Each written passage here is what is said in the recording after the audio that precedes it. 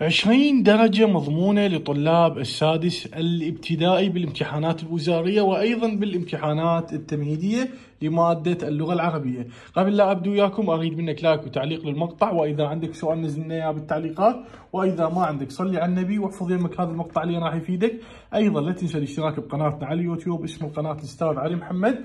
وأيضا وفرنا لكم ملزمة اسمها ملزمة أساسيات الرياضيات لكافة المراحل. إذا أساسك ضعيف تبني لك أساس من الصفر.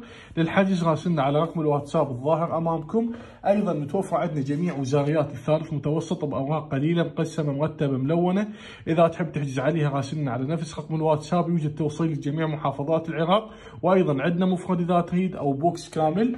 وأيضا متوفر عندنا جميع مرشحات الثالث متوسط والسادس ابتدائي والأول متوسط والسادس إعدادي بفرعيه العلمي والأدبي. أي واحد يحب يحجز عليها يراسلنا على رقم الواتساب الظاهر أمامكم، راح توصل لحد باب البيت بسعر جدا مناسب. يلا نبدأ.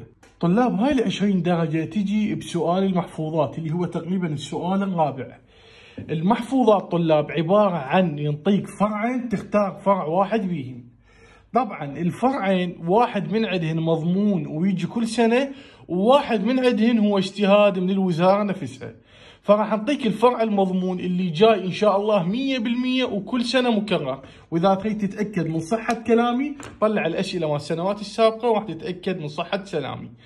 اول واحد طلاب، اول واحد تحفظ اللي هو تحفظ لي، تختار لي اي قصيدة او تحفظ لي اي قصيدة تعجبك او تحسها سهلة لأي شاعر.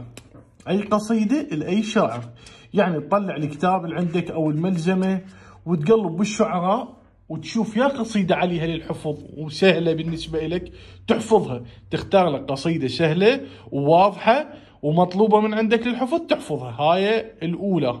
أما المرشح الثاني هي خطبة أبو بكر رضي الله عنه. يعني عندك هسه اثنين، الأول تحفظ لي أي قصيدة لأي شاعر، والثاني خطبة أبو بكر رضي الله عنه. يعني ذني واحد من عندهن جاي 100%. ثالث مرشح وهو الأخير اللي هي وصية أمير المؤمنين علي بن أبي طالب لابنه الحسن عليهما السلام.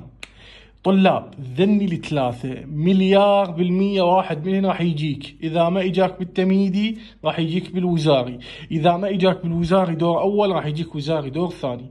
تريد تتأكد من صحة كلامي وخاف تشكك بي، روح طلع لي الأسئلة مال السنوات السابقة، راح تلقى كل دور سواء بالوزاري أو بالتمهيدي واحد من ذني الثلاثة طالبهن من عندك.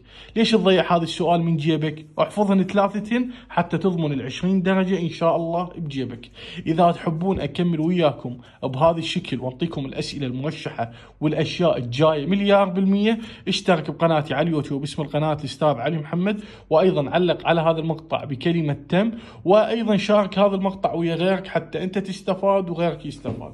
الدال على الخير كفاعله، وخير الناس من نفع الناس. وذني أيضا تلقوهن بمرشحاتنا، أنا مختصرهن لكم ومرتبها لكم. اللي يريد يحجز على مرشحاتنا يراسلنا على رقم الواتساب الظاهر أمامكم، راح توصل لك لحد باب البيت بسعر جدا مناسب. تحياتنا لكم أستاذ علي محمد، في أمان الله.